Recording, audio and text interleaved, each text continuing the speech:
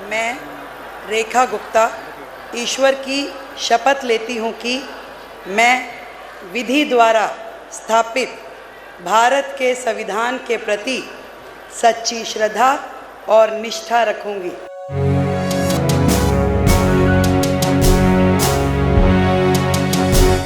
नमस्कार, आप देख रहे हैं नई दिल्ली पोस्ट। इस वक्त की सबसे बड़ी खबर, दिल्ली को मिली अपनी नई मुख्यमंत्री।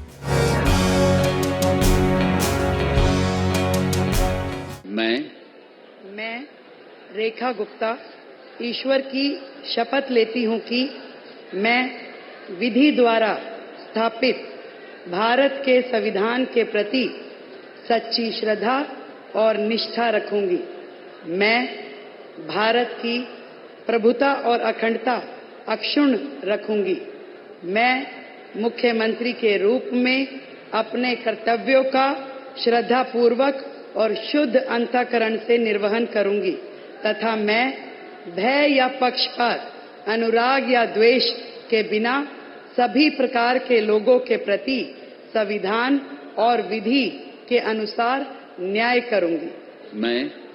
मैं रेखा गुप्ता ईश्वर की शपथ लेती हूँ कि जो विषय मुख्यमंत्री के रूप में मेरे विचार के लिए लाया जाएगा अथवा मुझे ज्ञात होगा, उसे किसी व्यक्ति या व्यक्तियों को तब के सिवाय जबकि ऐसे मुख्यमंत्री के रूप में अपने कर्तव्यों के सम्यक निर्वहन के लिए ऐसा करना अपेक्षित हो, मैं प्रत्यक्ष या अप्रत्यक्ष रूप से संसूचित या प्रकट नहीं करूंगी।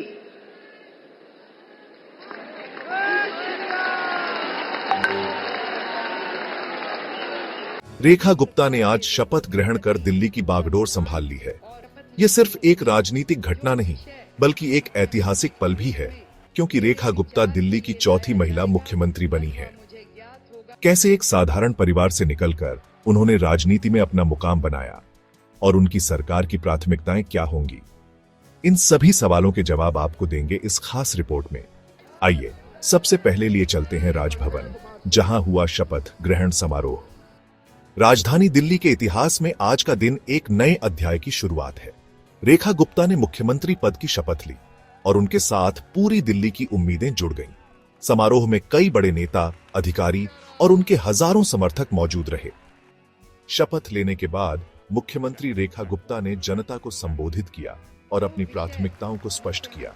उन्होंने कहा कि उनकी सरकार दिल्ली को नई ऊंचाइयों तक ले जाने के लिए पूरी तरह तैयार है। मैं दिल्ली की जनता की आभारी हूं। यह मेरा नहीं, बल्कि हर दिल्लीवासी का सपना है जो आज साकार हुआ है।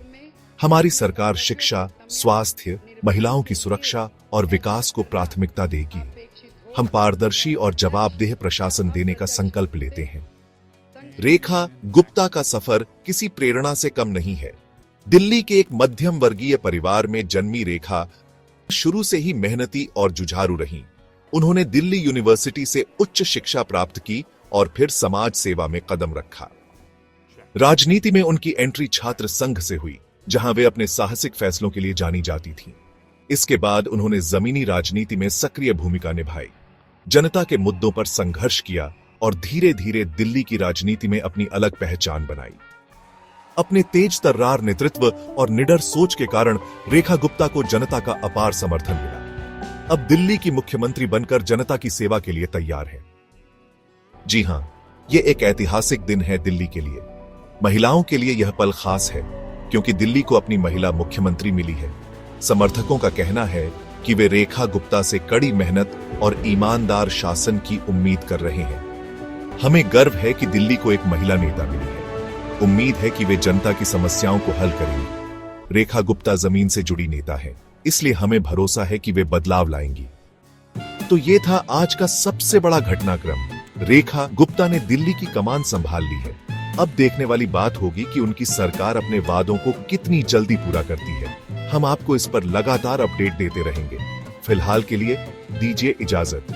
बने रहिए नई दिल्ली पोस्ट के साथ।